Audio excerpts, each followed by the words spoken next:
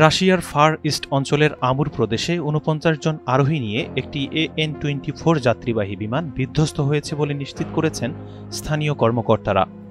আমুর অঞ্চলের governor Vasily আর্লভ জানান, বিমানটি ব্লাগোভেসেনস্কো শহর থেকে টিন্ডা অভিমুখে যাত্রা করছিল।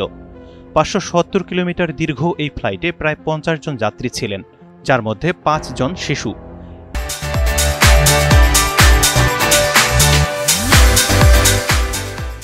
এছাড়া ফ্লাইটটিতে ৬ জন ক্রু সদস্যও ছিলেন। জরুরি পরিষেবাগুলির পক্ষ থেকে জানানো হয়েছে, গন্তব্য থেকে প্রায় ১৫ কিলোমিটার দূরে বিধ্বস্ত বিমানের ধ্বংসাবশেষ এবং আগুনের চিহ্ন শনাক্ত করা হয়েছে। হেলিকপ্টার থেকে পর্যবেক্ষণ করে এসব চিহ্ন পাওয়া যায়। উদ্ধারকারী দল ঘটনাস্থলে রওনা হয়েছে এবং দুর্ঘটনাস্থলে পৌঁছানোর চেষ্টা করছে। রয়টার্স বলছে, আশঙ্কা করা হচ্ছে প্রায় ৫০ জন আরোহী মৃত্যুবরণ করেছে।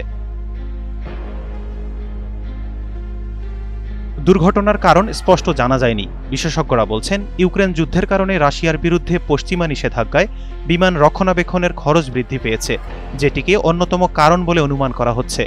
পুরো দেশ জুড়ে এ দুর্ঘটনায় গভীর উদ্বেগের জন্ম দিয়েছে। বিধ্বস্ত হওয়া বিমানটি ছিল একটি অ্যান্টোনভ AN-24, যেটি প্রথম তৈরি হয় ১৯৫০-এর দশকে। এটি সাধারণত যাত্রী ও কার্গো পরিবহনে ব্যবহৃত হয়। আঙ্গারা এয়ারলাইন্সের আন্তনভ 24-এর এই বিমান প্রায় ৫০ বছরের পুরনো এবং অতীতে এর সমস্যা ছিল বলে জানা গেছে। ২০১৯ সালের জুলাই মাসে নিজ নিয়াঙ্গারস্কো বিমানবন্দরে অবতরণের সময় একটি AN-24 আরভি রানওয়ে থেকে ছিটকে পড়ে। সেখানে বিমানের ২ ক্রু নিহত হন। ২০১১ সালে সাইবেরিয়া ওব নদীতে আরেকটি আঙ্গারা AN-24 বিধ্বস্ত হয়, যার ফলে সেবার ৭ যাত্রী নিহত হয়েছিল।